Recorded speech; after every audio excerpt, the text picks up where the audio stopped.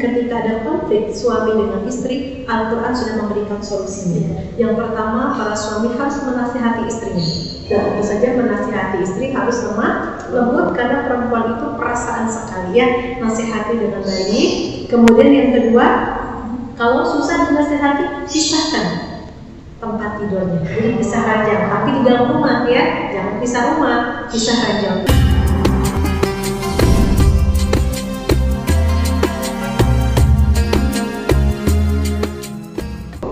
Bismillahirrahmanirrahim.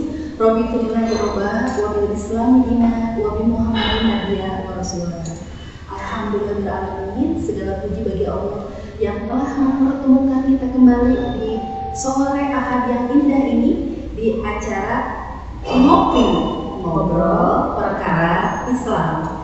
Sholawat dan salam tercurah kepada Nabi Muhammad SAW yang sudah menyempurnakan Islam ini dengan sesempurnanya, sehingga sampai dengan hari ini kita masih bisa melaksanakan risalah-risalah yang diajarkan. Sahabat ngopi, Assalamualaikum warahmatullahi wabarakatuh. Apa kabar sahabat ngopi? Semoga selalu sehat, bahagia, dan happy setiap hari. Seperti biasa di sore hari Minggu ini, dan nggak terasa nih kita ketemu lagi di program kali ini. Adalah salah satu program unggulan dari DKM Asli, Ngobrol Perkara Islam. Sore hari ini Lia ditemani dengan kakak ustazah kesayangan kita, Teh Evi Nur Hasanah. Apa kabar Teh? Sehat sekali hari ini. Alhamdulillah. Semangat. Teh, kegiatan apa hari ini? Kesibukan apa di sela-sela pandemi sekarang ini Teh? Kayaknya udah lama ya. Kalau di dalam sih enggak kan ya, tapi alhamdulillah senantiasa Allah memberikan kemudahan dan bisa duduk di majelis ilmu gitu ya, bisa bertemu dengan orang-orang solih, bisa mengerjakan ini dan itu, sehingga tidak hanya di rumah saja ya, tapi ada kegiatan. Meskipun sangat menikmati sebenarnya ketika ada di rumah gitu ya, ternyata wow sekali menjadi istri sekaligus seorang ibu untuk masa pandemi. Karena kalau kajian di rumah sekarang udah mulai ya berarti? Sudah mulai sebagian, tapi masih terbatas ya, masih terbatas. Yang besar itu belum, masih sangat terbatas. Oke. Nah, sahabat ngopi di minggu ketiga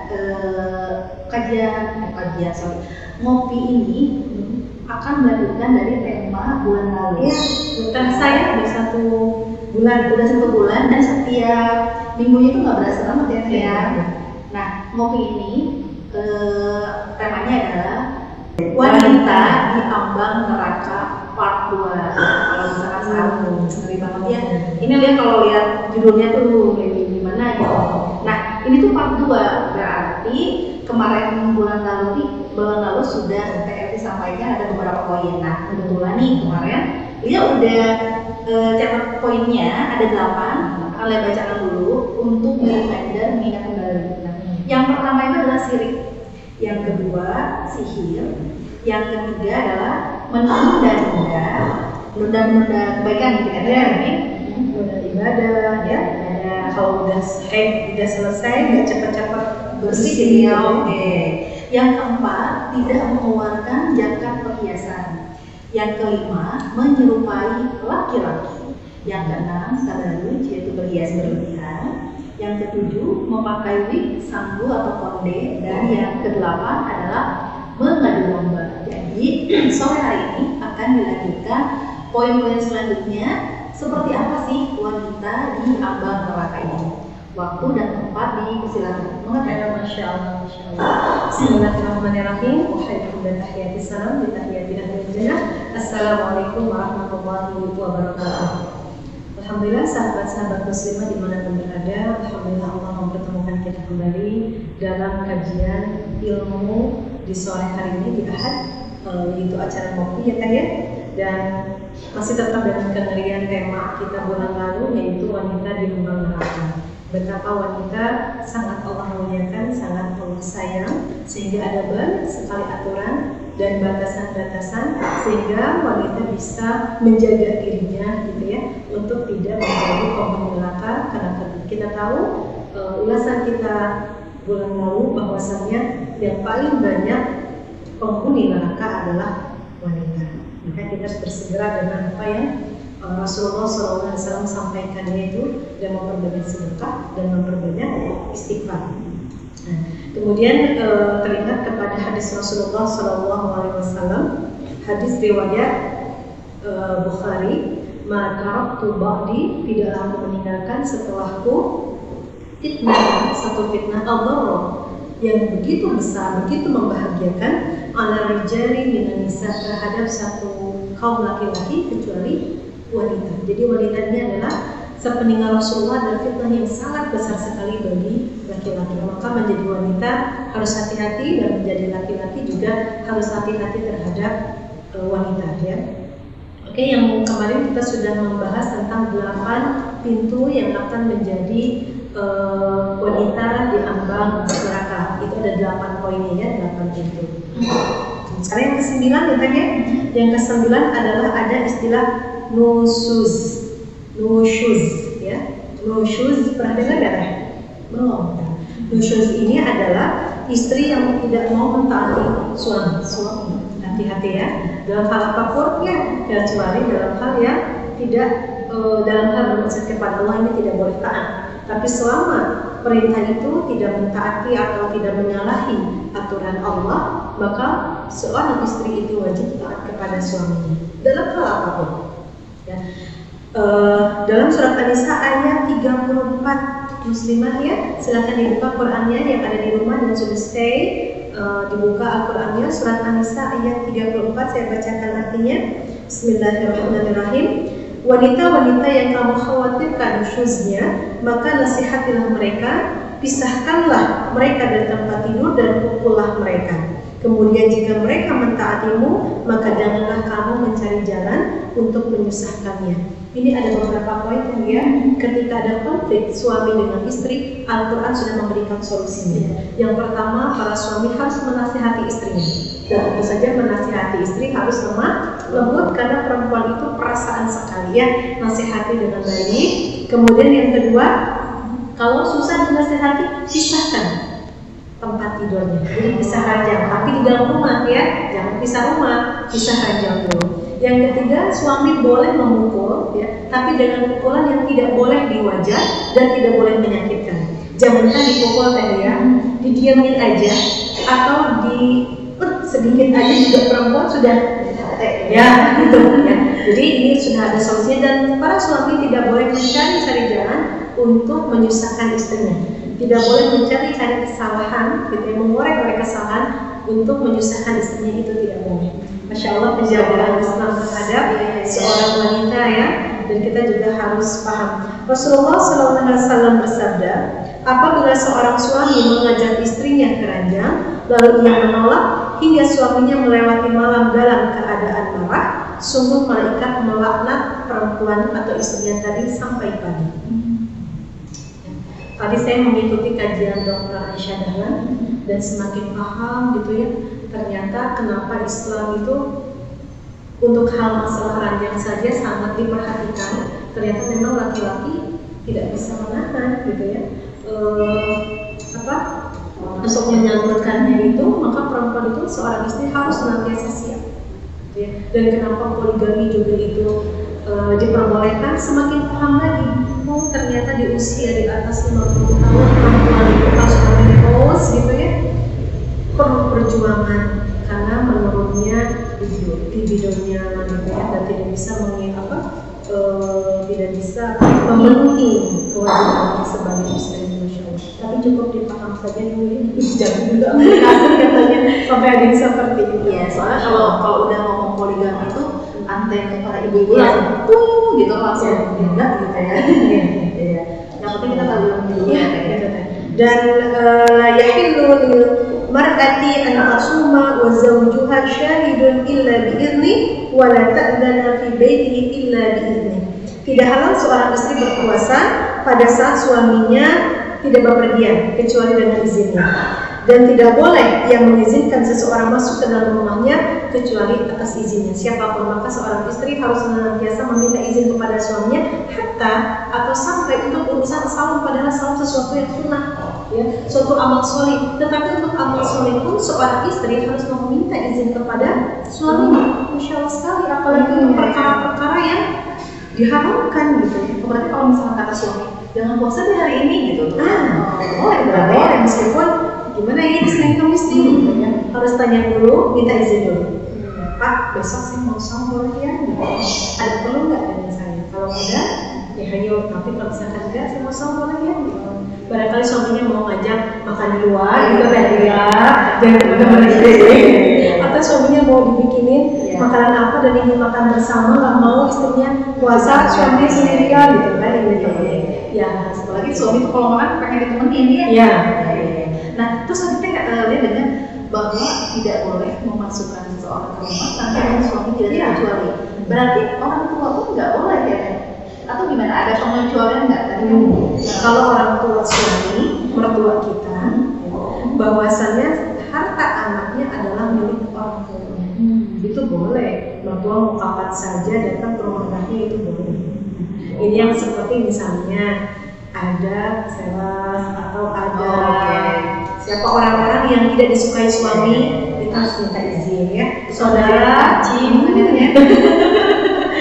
Atau lagi bisa bendahara gitu ya.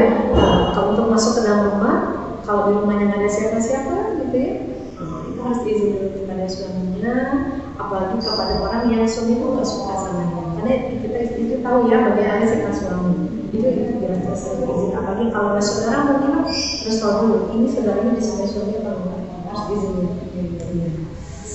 Islam itu sampai sedetail itu mengurusi hal-hal yang sudah tidak kita pikirkan sebelumnya ya. Ada banyak hal kan ya dalam masalah rumah tangga, dalam masalah kerumahan gitu ya. Itu ada di sekitar rumah itu banyak sekali muslimah itu yang tidak tahu. Jadi, begitu teh gitu ya. Sampai masalah menutup makanan, menutup minuman itu ada dari Islam. Mematikan lampu itu ada aturannya dari Islam. Sampai dengan sebegitunya teh gitu ya.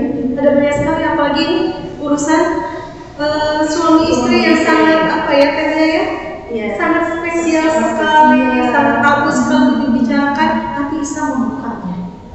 Karena ternyata di situ ada keberkahan, di situ ada pahala juga yang Masya Allah luar biasa sekali. Iya, berarti setiap di rumah tangga, setiap yang kita kerjakan sekecil apapun itu ada pahalanya. Apa pahalanya? Sebenarnya nggak nyari pahala itu nggak mesti keluar juga. Ladang syurga kita itu di rumah. Dan salah satu ciri muslimah salihah adalah betah di rumah. Masih ingat kan? Iya. Kemarin ya. Salah satunya adalah seorang wanita yang betah di rumah. Karena tadi kata Rasulullah, "Taraktu ba'di, tidaklah aku meninggalkan setelahku fitnatan adarral ala rijal minan nisa, yang lebih besar daripada wanita." Maka wanita mau udah di rumah aja kalau bisa. Ya kecuali yang harus keluar ya kan ya, gitu ya. Ya, oke. Yang ke-10 yang ke-10 banyak bicara. Masya Allah, ini padahal perempuan memang Allah ciptakan itu senantiasa banyak bicara. Untuk berbicara ya, otaknya itu sudah didesain perempuan itu bisa sampai 20.000 kali. Iya, dan itu kodratnya memang wanita itu kan 20.000 kali. Itu nggak banyak bicara, gimana untuk kita bicara? Berarti bicaranya harus bicara seperti apa mungkin kali ya, harus bicara kebaikan ya. Banyak bicara. Jadi di antara kunci wanita di ambang neraka adalah wanita yang senantiasa banyak berbicara. Bagaimana? Ini hadis Rasulullah SAW, hadis riwayat Imam Bukhari. Sungguh seorang hamba benar-benar akan mengucapkan sebuah kalimat yang dimurkai Allah. Ia tidak mengira kalau kalimat itu akan menjerumuskannya ke dalam neraka. Kadang-kadang kita nggak ngerti asal bicara ya. Ini saya pengalaman kemarin kedatangan seorang tamu yang itu baru kehilangan suaminya 2 minggu yang lalu, dan dia sedih dalam hati ketika orang-orang mengatakan seperti ini, "Teh yang sabar ya, semoga mendapatkan ganti yang lebih baik." Itu nangis, dan kata sini itu empati yang sangat buruk sekali ketika kita mengatakan kepada orang yang baru kehilangan. Itu bukan kehilangan barang ya, kalau misalkan kehilangan dompet atau misalkan handphone, boleh nggak kita bilang, "Insya Allah ya mudah-mudahan dapat ganti lebih baik." Ini suami gitu. Yang sudah 10 tahun bersama, baru 2 pekan wafat, ketika ketemu, semoga dapat ganti lebih baik, boro-boro ganti kan tadi sudah pikiran gitu ya. Gimana menatap hidup ke depan seperti itu ya. Nah, hati-hati dalam berbicara ya.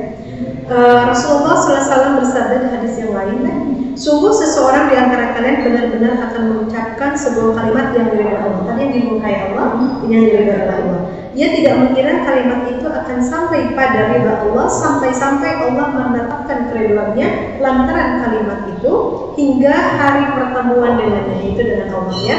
Dan sungguh seorang di antara kalian benar-benar akan mengucapkan sebuah kalimat yang dimurkai Allah. Ia tak mengira kalimat itu sampai pada murkanya, sampai-sampai Allah menetapkan murkanya lantaran kalimat itu hingga hari kiamat pertemuan dengannya. Ternyata salam berlisan, salam bersabar ya. Kita memohon kepada Allah agar Allah senantiasa menjaga lisan kita, menjaga hati kita. Makanya perempuan itu gak boleh sering-sering ketemu mungkin gitu ya, karena selalu merasa terpancing kalimat mungkin yang kata kita yang nggak akan dibicarakan jadi ngobrol ya yang menarik sekali ya. Kemudian yang ke-11 adalah menampar pipi dan meratap. Rasulullah SAW bersabda, menampar pipi ya nggak boleh menampar pipi. Menampar pipi itu tidak boleh. Laki-laki suami kepada istri, istri kepada anak, ibu kepada anak atau kepada orang lain, kepada siapapun yang namanya pipi itu pada wajah itu tidak boleh memukul wajah. Itu dilarang dalam Islam ya, menampar, memukul wajah itu sangat dilarang. Rasulullah SAW bersabda, jika tidak bertobat sebelum meninggal, wanita yang meratap akan dibangkitkan pada hari kiamat dengan memakai baju dari ter dan baju dari besi yang berkarat ya. Jadi baju yang yang kehinaan ya, baju kehinaan ya. Bukan dari golongan kami orang menampar pipi, merobek-robek saku baju dan saling memanggil dengan panggilan jahiliyah, panggilan yang tidak disukai. Panggilan misalkan, hey si pendek, hey si botak misalkan ya, atau sisi yang lainnya, dan panggilan-panggilan jahiliyah gitu ya, itu dilarang dalam Islam. Betapa Islam ini untuk urusan lisan juga sangat dijaga, menjadi pembulian, anak kita hati-hati ya, anak kita hati-hati, membuli itu sangat tidak bagus. Makanya menanamkan akhlak ya, sedini mungkin kepada anak itu wajib bukan bagi orang tua, karena bagaimanapun semahal apapun sekolahnya tetap pendidikan orang tua ya, yang sebenarnya. Ini ada kisah dari Syekh Shalih Al-Miri ya. Syekh Shalih Al-Miri adalah seorang penduduk Basrah. Ia suka bercerita dan bersuara merdu. Beliau adalah periwayat hadis ya, bahwasannya beliau pernah bermimpi ketika beliau datang ke satu kuburan, kemudian bermimpi orang-orang dari kuburan itu bangkit dan melingkar. Kemudian mereka itu sedang menunggu ya, dan di antara mereka ada laki-laki yang anak muda yang sedang disiksa. Kemudian anak muda ini, tolong beritahukan kepada ibuku, karena ibuku setiap hari senantiasa meratapi kepergianku dan memanggil orang-orang untuk sama-sama meratapiku. Dia terbangun dari tidurnya, dan dari itu pemuda itu menyatakan ibunya di daerah ini dan pintunya berwarna ungu. Maka Syekh Shalih Al-Miri ini berjalan, kemudian mencari alamat itu, ternyata benar ada gitu ya. Dan Syekh Shalih Al-Miri ini menceritakan kepada ibunya, dan ibunya sampai pingsan. Ternyata perbuatanku meratapi anakku yang baik, yang soleh, yang sangat bintang di hati ibunya ternyata salah. Kemudian ibunya ganti baju, kemudian dia bertobat dan tidak akan meratapinya kembali. Ternyata Al-Miri tidak akan kembali sama pemuda ini dan mengatakan berterima kasih, sekarang dia sudah bergembira bersama kuburan-kuburannya dia. Jadi betapa meratapi yang berlebihan ya. Dia sedih boleh ya, karena Rasulullah ketika ditinggal oleh istri tercinta Siti Khadijah atau ditinggal wafat oleh anak-anaknya gitu, Rasul juga bersedih, hanya tidak boleh meratapi dan berlebihan ya. Misalnya saya nggak akan keluar rumah 3 tahun, pakai baju serba hitam terus nangis terus tiap hari, dan itu tidak boleh. Ya. Tapi kematian seseorang ya. Poin ke-12. dikejar ini ya. Ini harus selesai kan? Karena kita ada 21 poin sebelumnya. Dia kalau misalkan kita dijabarkan satu-satu ya. Kalau dijabarkan mudah-mudahan bisa selesai. Tapi kalau dijabarkan satu-satu, diterangkan satu-satu, ini memang tentu saja memakan waktu yang sangat banyak. Sedangkan sepertinya ibu-ibu muslimah di rumah sudah nggak sabar teh yang ke-12 apa gitu ya. Kadang-kadang nggak mau apa, nggak pinginnya terusin aja gitu. Karena Masya Allah sampai apa ya, karena kita ingin menjaga diri kita ya banyak agar kita tidak termasuk kepada penghuni neraka. Yang ke-12 ini teh. Yang ke-12 adalah ghibah. Dan Rasulullah SAW bersabda, tahukah kalian apa itu ghibah? Para sahabat menjawab, Allah dan Rasulnya lebih tahu.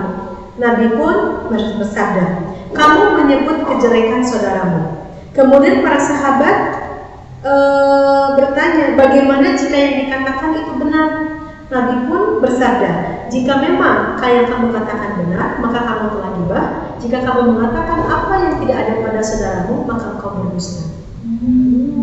Berarti menceritakan kejelekan yang benar adanya pun nggak boleh. Iya, jadi kalau misalkan kita menceritakan si A, ternyata si A itu tidak suka kalau kita menceritakan aibnya, itu termasuk semoga Allah senantiasa menjaganya ya. Surat Al-Hujurat ayat 12, wala yaghtab ba'dukum ba'dhan ayuhibbu ahadukum an ya'kula lahma akhihi maitan fakarihtum ya. Janganlah sebagian kamu memunjingkan sebagian yang lain. Sukakah salah seorang di antara kamu memakan daging saudaranya yang sudah mati? Tentu saja kamu akan merasa jijik kepadanya. Jadi ketika kita menceritakan kejelekan saudara kita, itu sama dengan kita sedang memakan bangkai. Dan banyak dari istighfar benar kata Rasulullah ya.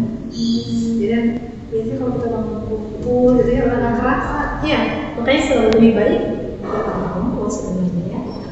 Kalaupun ketemu, mempersingkat, memperjelas gitu untuk menjaga, karena kadang-kadang perempuan itu suka terpancing, mudah terpancing emosinya, dan perempuan itu memang lisannya ya kayak kemampuan yang Allah berikan. Perbedaan laki-laki dan perempuan itu salah satunya adalah kata perempuan itu bisa memproduksi kata itu sampai 20.000 kata per hari. Ini sangat harus hati-hati sekali. 20.000 kata sama mungkin maka wajib bermohon maaf ya. Ada apa? Ketika kita bersalah kepada Allah, kita memohon ampun, maka Allah mudah untuk memaafkan, kecuali kesalahan antar manusia seseorang kepada seseorang itu akan bertahan di akhirat. Maka sebelum itu terjadi, ini mungkin juga berapa-babanya saling memaafkan terlebih dahulu, saling mengikhlaskan, itu lebih baik ya. Lanjut ya. Oke, lanjut. Ini tadinya langsung reminder semua ya. Reminder semua muslimah, saling mengingatkan, saling menguatkan dalam kebaikan, saling mengisi hati dalam kebenaran dan ketakwaan dan kesabarannya sama muslimah. Jadi memang harus juga supaya muslimah itu punya teman ya, tapi temannya teman yang di akhirat, teman yang mudah sekali untuk mengingatkan akhirat. Ketika kita gini, teman yang baik itu seperti apa? Kayak kalau kita bersamanya serasa akhirat itu dapat terjadi.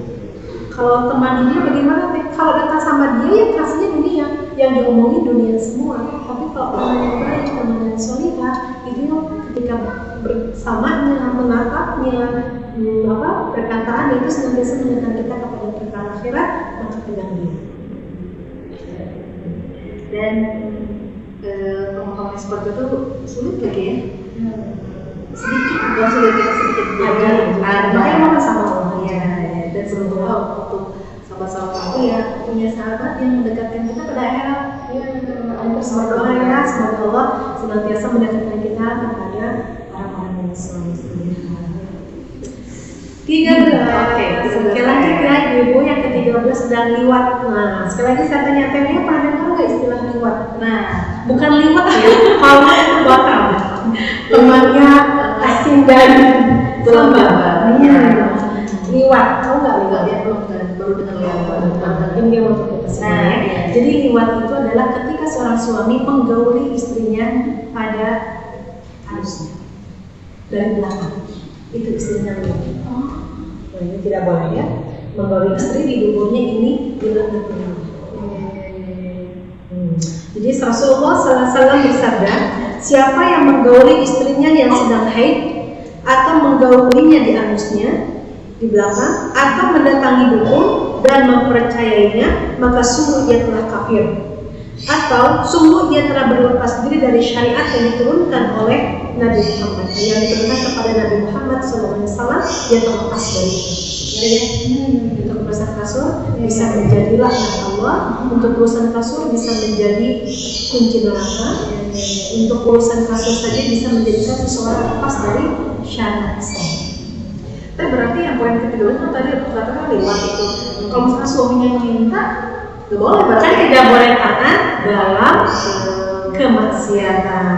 Berarti poin yang 13 ini kalau misalnya si istrinya mau, berarti dia akan menjadi wanita di ambang neraka juga. Iya, berarti kan di ambang neraka. Suami istri itu harus saling mengingatkan, saling mengingatkan apa-apa yang Allah mengkaji, apa yang Allah ridhoi, itu saling. Makanya ya suami istri itu partner dalam ibadah.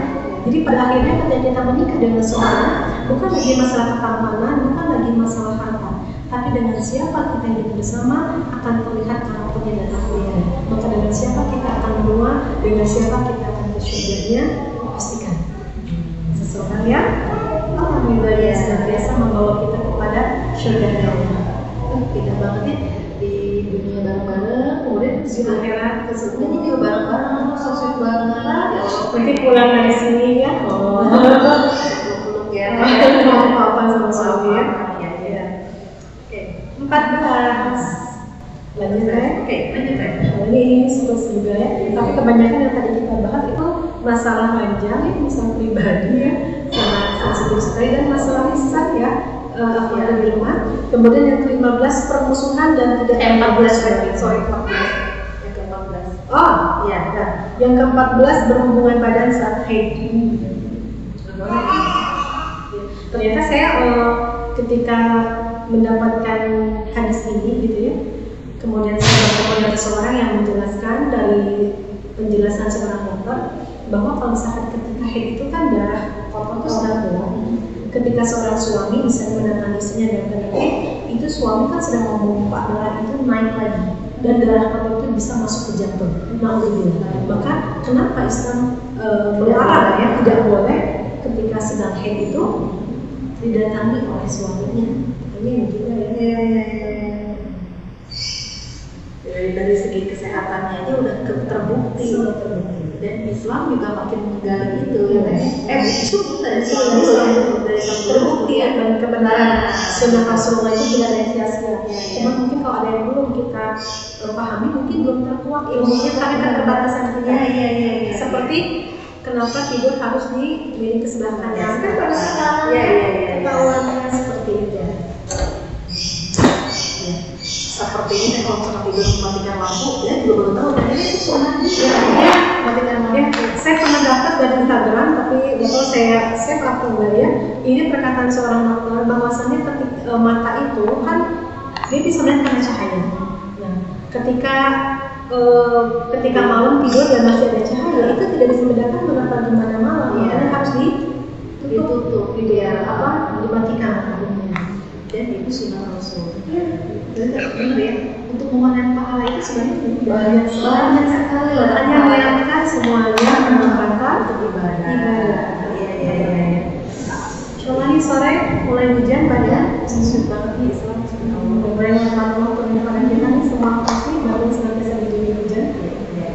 Nah, ini kita udah 6 poin nih, karena ini ngobrol perkara Islam sambil ngopi juga. Jadi kita ngopi dulu. Ini sudah disiapkan oleh tim ngopi.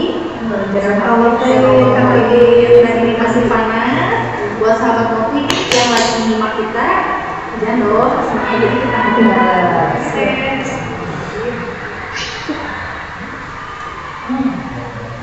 Dan mungkin dari tadi di layar ini apa sih? Levelnya kok acak-acak. Nah, ini ada stop. Kelihatan ini. Ini salah satu dari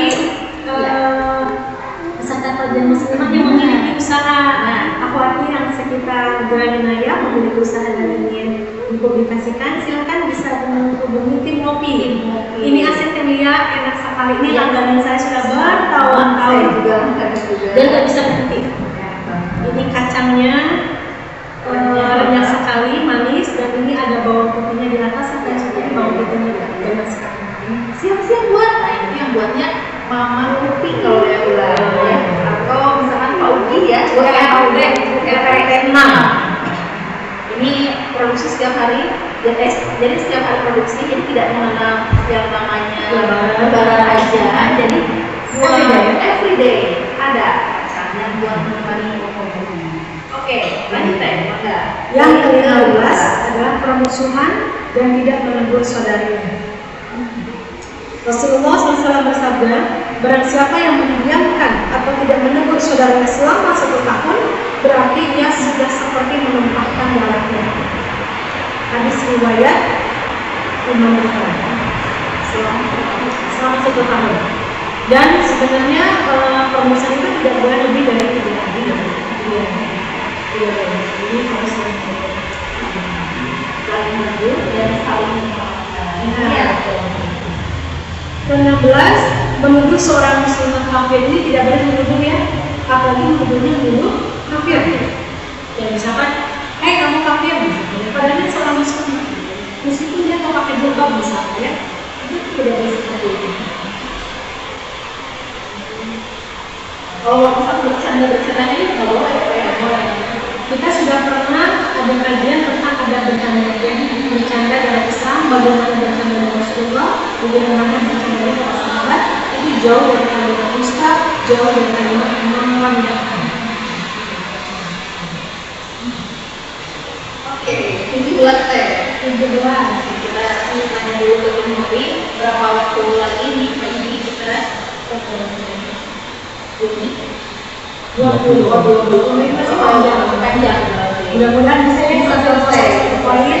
Tapi ini yang ke-17 ini saya lihat ingatkan kembali dan juga ini ya, menjadi salah satu kunci wanita di ambang neraka adalah menyakiti tetangga. Nanti adab bertetangga ini kalau misalkan hari 1 poin aja tentang adab bertetangga, ini penjelasannya akan sangat lama sekali. Karena ternyata adab bertetangga ada banyak sekali hadis yang menyampaikannya, dan kita menjadi lebih paham sekali bagaimana Islam mengatur masalah tetangga. Jadi bertetangga itu pasti ada aja yang lainnya. Segala Allah mengatakan bagi menunjukkan di wajah terakhir, barang siapa yang beriman kepada Allah dan hari akhir, hendaklah ia berbuat baik kepada tetangganya. Jadi untuk berbuat kepada tetangga itu harus berbuat baik, padahal tetangga itu kadang-kadang namanya hidup ya, garpu dengan sendok aja ada pakai dengan tetangga yang itu kita tidak hidup sehari 2 hari kan, tapi bisa bertahun-tahun, bahkan bisa selamanya bisa selamanya. Islam sangat memperhatikan sekali sampai Rasulullah SAW bersabda, dari Allah tidak beriman, dari Allah tidak beriman, dari Allah tidak beriman. Sampai 3 kali Rasulullah mengatakan dari Allah tidak beriman. Siapakah ya Rasulullah yang tidak beriman? Rasulullah SAW bersabda, orang yang tetangganya tidak aman dari kejahatannya. Apa kejahatannya? Ya, yaitu dari gangguan tetangganya. Apa gangguannya? Bisa berupa dari lisannya atau dari tangannya. Jadi seseorang akan merasa aman dari gangguan itu, yaitu ketika seseorang merasa aman dari lisannya dan tangannya, tidak jahil. Ya. Jadi dalam riwayat yang lain, tidak akan masuk surga seorang hamba yang tetangganya tidak aman dari gangguannya. Gak aman sama etama nggak mau, misalkan itu mah gitu-gitu nih, hati-hati tetangga yang seperti itu. Ya Allah, ya Rahman. Semoga Allah anugerahkan kepada kita tetangga-tetangga yang soleh, ya, yang baik ya. Dan kitanya juga semoga Allah berikan perangai akhlak yang baik sehingga tetangga kita juga aman dari kita. Kadang-kadang kita nggak tahu, nggak ngerti ya. Kenapa misalkan ya? Mungkin simpelnya begini teh, kita pengen seperti apa diperlakukan, ya kita harus memperlakukan diri kita baik juga gitu ya teh ya. Oke, lanjut teh. Yang ke-18 ini adalah al-muhallil al-muhallal lahu. Nah, ini ulangi istilahnya sekali apa? kita ya. Al-muhallil Al-muhallil, dan al-muhallal lahu. Ini apalagi ya, Telia udah Masya Allah udah dapat ilmu. Iya, begitu dapat juga banget lah muslimah hari di ini. rumah ya. Ya. Jadi ada istilah-istilah yang baru didengar, oh ternyata itu ya. Iya, Seperti iya, tadi iya. nusyuz itu apa, Iya, liwat itu liwat. apa. Sekarang al-muhallil itu apa al-muhallil? Nah, adalah seorang laki-laki yang dinikahi ya kehalalannya agar si perempuan ini bisa rujuk kepada suaminya setelah talak 3 kan. Kalau misalkan kalau sudah ditalak, ya talak 3 ya Teh, berarti dia iya, harus menikah dulu dengan orang lain, kemudian bisa kembali dengan Kembali lagi suaminya. suaminya. Nah, dia itu mencari laki-laki yang halal untuk apa ya? Untuk persinggahan hidup ya. persinggahan agar dia bisa kembali kepada suaminya. Ini tidak boleh. Seperti itu. Nah, orang yang menyuruh seorang laki-laki untuk menikahi mantan istrinya, lalu menalaknya, tujuannya bisa menikahinya. Oh ya, nah Teh, ini pertanyaan Lia barusan aku dengar dari Teteh nih. Nah, untuk yang talak 3 ini ya Teh, kan berarti dia tadi harus persinggahan dulu untuk laki-lakinya. Nah, si laki-laki persinggahan itu harus berhubungan badan juga Teh ya? Ya iya kan, namanya sudah menikah, maka halal bagi dia. Oh, maksudnya bukan persinggahan biasa aja gitu bukan ya? Dan itu harus ada waktunya nggak Teh? Ya enggak gitu. Oh, iya. Misalkan gini, mantan suaminya itu sudah mentalak mantan istrinya. Ya. Kemudian si laki-laki ini ingin kembali kepada istrinya, ingin mengambil mantan istri untuk menjadi istrinya kembali, maka si mantan suami ini mencari laki-laki siapa yang mau nikahi mantan istri saya. Tapi setelah nikah harus dicerai ya, karena saya mau nikah lagi sama dia. Itu tidak boleh. Itu haram. Oke. Jadi menikah karena ada sesuatunya di belakang, ada visi di balik semua itu tidak boleh ya. Kemudian poin 19. Akhwati, nggak berasa ini wanti-wanti sekali karena ini sedang viral di dunia kita, ya, terutama di Indonesia, yaitu menyeleweng, berselingkuh. Pelakor ya. Oh iya, bukan ya? Bener bisa gak? juga ya seperti itu ya. Seorang perempuan dan laki-laki diharamkan berselingkuh dengan laki-laki atau perempuan yang lain. Jadi berselingkuh ini sesuatu yang haram. Makanya mengapa kita jadi paham ketika Allah menyatakan di dalam Al-Quran, la taqrabuz zina, jangan dekati zina. Kenapa tidak langsung jangan zina, tapi jangan dekati zina? Artinya apa? Keperzinahan itu senantiasa ada langkah-langkahnya, ada pendekatan-pendekatannya. Maka langkah-langkah menuju zina itu diawali dengan pendekatan. Nah, hati-hati dengan berteman. Tidak ada yang namanya berteman 100% berteman gitu ya. Tidak ada yang namanya laki-laki dan perempuan berteman pure 100% berteman. Maka benar-benar harus tahu bagaimana adab laki-laki dan adab perempuan ketika berteman ya. Apalagi sudah suami istri. Maka masing-masing pihak harus menjaga jangan sampai suaminya dekat dengan wanita lain atau istrinya dekat dengan laki-laki lain dan merasa nyaman dengan itu. Ini sangat-sangat tidak boleh. Tetap harus menjaga, dan seorang suami harus menjaga istrinya karena seorang istri memiliki muruah ya. Seorang istri itu adalah cerminan dari suaminya. Harus saling menjaga. Oke. Ini agak-agak sensitif juga ya ibu-ibu karena memang ini sedang viral juga tentang perselingkuhan ini. Seperti apa sih perselingkuhan? Pokoknya jangan didekati. Pintu-pintu menuju kepada fitnah seperti itu harus segera di-cut, harus segera ditutup agar apa? Syaitan tidak bermain dengan itu. Karena syaitan itu visi misi utamanya adalah menceraikan, mayufarriqu bihi bainal mar'i wa zauji. Salah satu visi tertinggi, visi utama syaitan adalah mencerai-beraikan suami istri. Maka senantiasa diuji dari segala hal. Maka salah satunya yaitu dia tidak boleh mendekati pintu-pintu perzinahan. Apa sih pintu berperzinahan? Pertemanan laki-laki dan perempuan. Karena awalnya perzinahan itu tidak langsung zina ya. Pastinya tentu saja ada pendekatannya, dulu, ya. ngobrol dulu, chatting dulu, merasa nyaman, curhat. Nah, ini hati-hati, baru perhatian. Itu tak terasa. Karena zina itu bukan hanya zina sesungguhnya, Telia, ada zina hati, ada zina mata, ada zina tangan gitu ya. Ngeri. Oke. Insyaallah. Iya. Teh ini ada yang masuk ke WA ya Teh? Iya, iya. Boleh di-cut dulu untuk pertanyaan? Boleh. Nah, pertanyaannya adalah katanya gini. Teh lihat titip pertanyaan sama Bu Ustazah tadi yang disampaikan bahwa salah satu yang dari wanita yang di ambang neraka itu adalah tidak mengeluarkan zakat perhiasan. Iya. Nah, pertanyaan saya adalah di berapa gram sih Teh Lia, ke berapa gram Bu Evi kalau kita akan mengeluarkan zakat itu? Yang kedua adalah Teh gimana punten pisan aku udah yang seri nih. Iya. Kalau misalkan sebagian emas itu lagi disekolahkan dalam kurung pegadaian. Silakan banget Ya, Teh. Masya Allah, ini masuknya ke bab Ya. fikih ya Akhwati ya. Oh, Pertanyaannya bagus sekali tentang zakat perhiasan, betul. Jadi perempuan itu kan sangat suka dengan perhiasan. Ya. Tak terasa menumpuk. Bagaimana ini ada nasabnya ya, dan ada haulnya untuk perhiasan. Yang pertama, perhiasan itu sudah mencapai 85 gram. Oh, ada 80. Kalau misalkan kita cuma punya 5 gram, itu nggak ada zakatnya Teh. Cuman 10 gram karena misalkan mas kawin 20 gram atau 49 83 gram atau berapa ya, 80 gram misalnya, itu belum. Oh, Dan berarti 85 harus ya? haul itu sudah 1 tahun. Apakah dikeluarkan tiap tahun ataukah hanya sekali saja Teh? Kalau emas itu diendapkan tidak dipakai, maka setiap tahunnya keluarkan.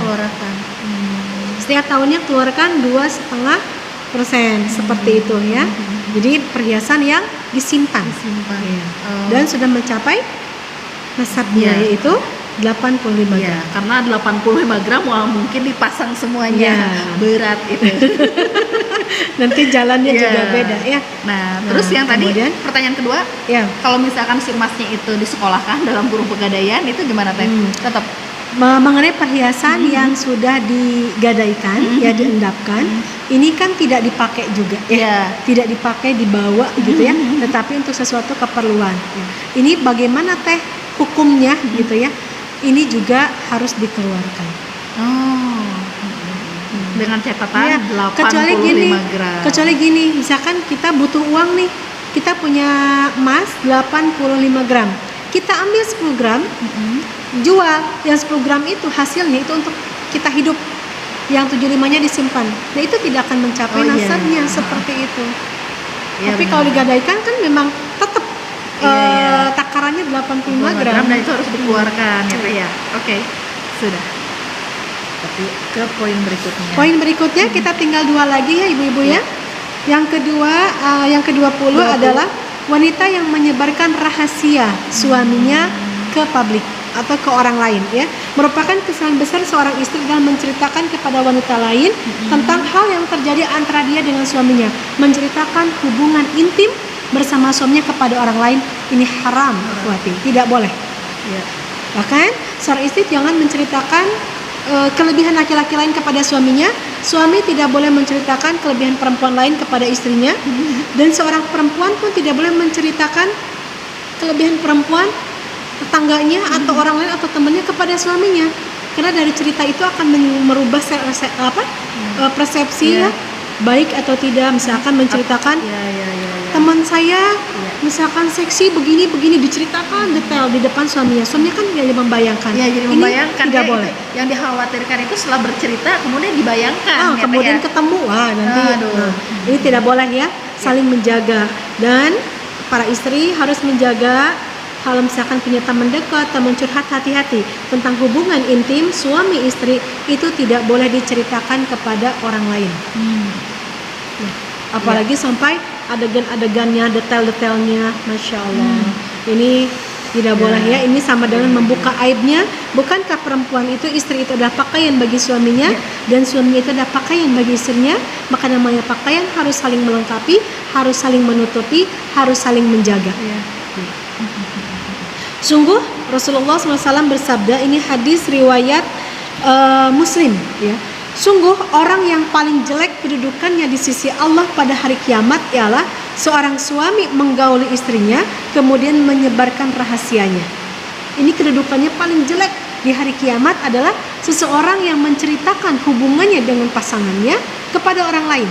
Itu memiliki kedudukan sangat jelek di mata Allah pada hari kiamat kelak. Ya benar ya, rahasia rumah tangga ya buat kita aja ya. Sip, di keep silent ya. Oke, sip. Berarti poin terakhir nih Teh. Poin terakhir, alhamdulillah beres ya, part 2. beres. Tapi pulang ke rumah saya juga di sini jadi nyet-nyetan, ya Allah jauhkan gitu ya. Iya. Karena ternyata banyak sekali poin-poinnya, takutnya kita khilaf, takutnya kita lupa gitu ya. Tak sengaja dan sebagainya, maka tetap memohon kepada Allah untuk senantiasa menjaga lisan kita, perangai kita ya, agar kita dijauhkan dari hal-hal yang Allah murkai. Yang Teh. Ya? Nah, jangan dulu ya. Iya, sebelum ke yang terakhir mungkin. Oke, sebelum ke yang terakhir ada pertanyaan Teh. Nah, ada pertanyaan, ada door prize-nya. Door prize-nya dari dari Oriflame. Masya Oke, Allah. pertanyaannya Teh. Tapi tidak dipajang ya Teh Lia karena Nah. saking besarnya atau saking bagusnya nih? Karena masih rahasia. Pokoknya produk Oriflame ini bisa buat multifungsi ya, buat yang kering-kering, bibir kering, kulit kering, tapi bukan untuk dompet kering ya. Oh, Masya Allah. Enggak, silakan Teh pertanyaannya. Ya, pertanyaannya apa yang dimaksud dengan liwat? Nah, itu mah gampang sekali. Sekali lagi ya. Ya. Apa itu yang dimaksud dengan liwat?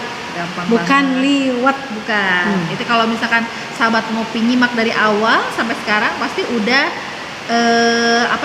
pasti tahu ya. Oke Teh, poin ke-21 sambil menunggu jawaban. Ya, kita terakhir nih ya. Poin terakhir yang kita bahas pada wanita di ambang neraka. Poin yang terakhir adalah wanita yang meminta cerai dari suaminya. Masya Allah. Meminta cerai duluan. Meminta cerai. Di antara dosa besar adalah seorang istri yang meminta cerai dari suaminya tanpa hak. Ya, kecuali kalau ada hal-hal yang memang melanggar pernikahan gitu ya, tidak bahagia, ada KDRT dan sebagainya, ada kezaliman terjadi, itu nggak apa-apa. Tapi kalau misalkan meminta cerai tanpa hak yang tidak dipenuhi, seperti meminta cerai karena suaminya banyak bicara, kamu mah banyak bicara, kita cerai aja. Kamu mah nggak bisa nyari uang, gajinya kecil, kita cerai aja. Nah, ini tidak boleh ya.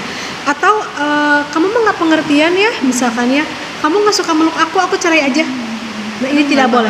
Ya, dan sekarang ini waktu pas kajian apa ya Teh ya? Yang kajian apa ya kita? Yang sekarang itu justru banyak wanita yang minta cerai di masa pandemi ini. Oh iya.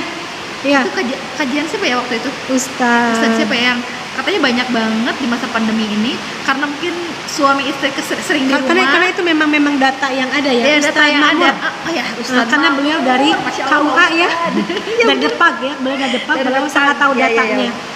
Banyak sekali wanita yang menggugat cerai suaminya di masa pandemi ini. Tidak sabar. Tidak sabar, benar-benar.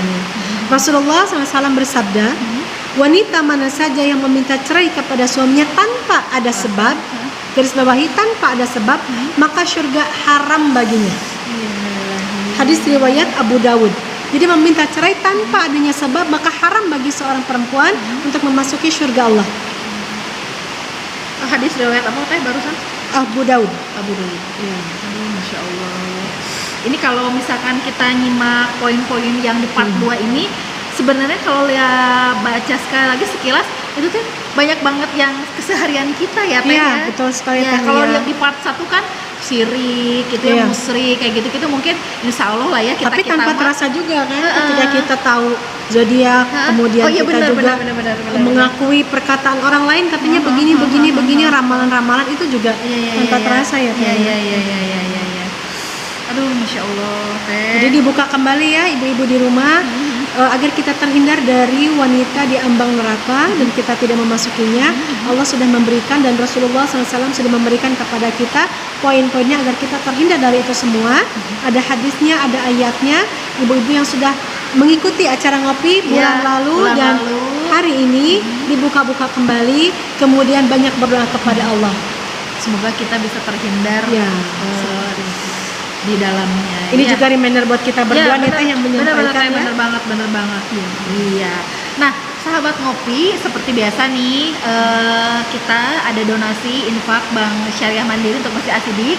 Pasti pada penasaran dong, ini di mana sih kok cocok banget? Bagus gitu ya, cantik Ini sekali banget. masjidnya nih. Tuh, lihat Alhamdulillahnya. ya.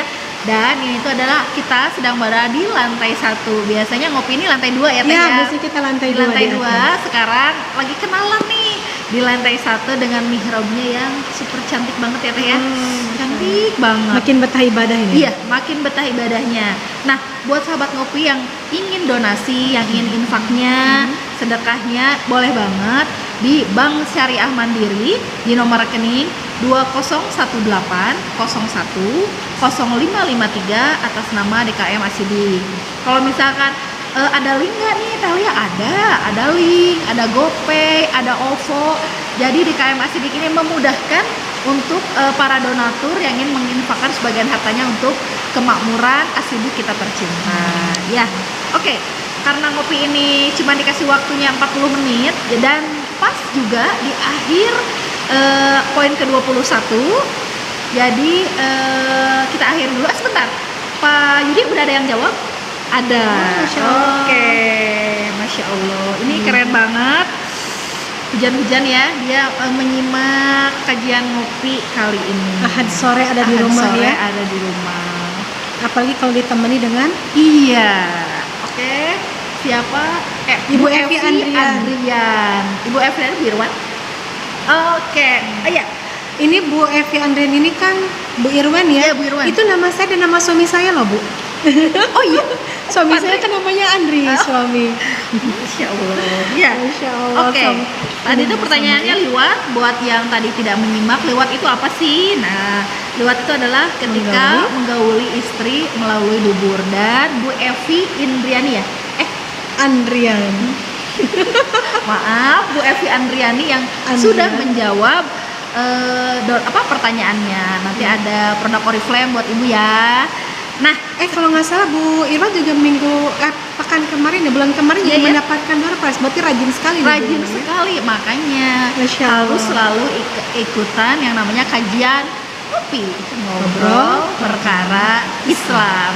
Selain dapat ilmunya, dapat juga hadiahnya. Nah, buat sahabat ngopi, setelah tadi yang sudah lihat rilis donasinya, sekarang jangan lupa nih di follow Facebooknya, IG-nya, dan YouTube-nya di Masjid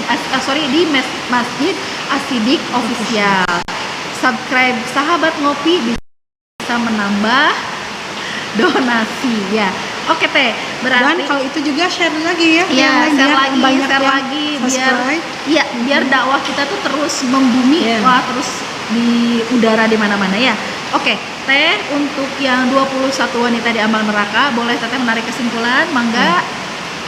Masya Allah, kesimpulan dari semuanya adalah Allah memerintahkan wanita itu untuk senantiasa menjaga diri. Ini adalah kasih sayang Allah kepada hambanya yang bernama wanita, dan betapa neraka itu dikelilingi oleh yang namanya syahwat ya.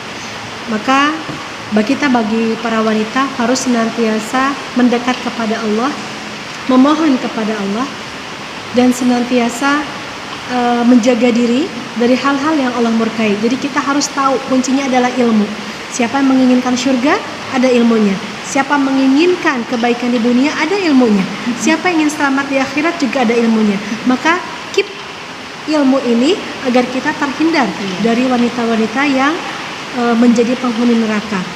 Kemudian yang kedua adalah jaga lisan, jaga hati. Jadi dari tadi yang kita poin-poin banyaknya itu adalah tentang salamatul lisan, keselamatan dari lisan ya. Tadi tentang bercerita, tentang ghibah, rahasia, kemudian banyak bicara ini ya, lisan ya. Kemudian ya lisan dan hati, menjaga hati dari bersuudzon kepada orang lain, berburuk sangka kepada orang lain, menghargai tetangga dan sebagainya. Mudah-mudahan kita senantiasa Allah berikan kemudahan untuk mendalami al-Islam ini dan menghidupkan sunnah-sunnahnya untuk diri pribadi dan keluarga kita. Nah, pas banget pas sebentar lagi juga mau maghrib. Berarti kita akhiri dulu kajian Undur diri ya. ngopi kali ini. Pastikan untuk selalu ngopi, pastikan untuk selalu nyimak kajian program DKM Asidik ini. Salah satunya adalah ngopi ini di Ahad sore di jam 4:30 dengan kajian-kajian dan tema-tema yang lebih menarik dari hari ini. Kami berdua undur pamit. Wabillahi taufiq wa hidayah. Wassalamualaikum warahmatullahi wabarakatuh.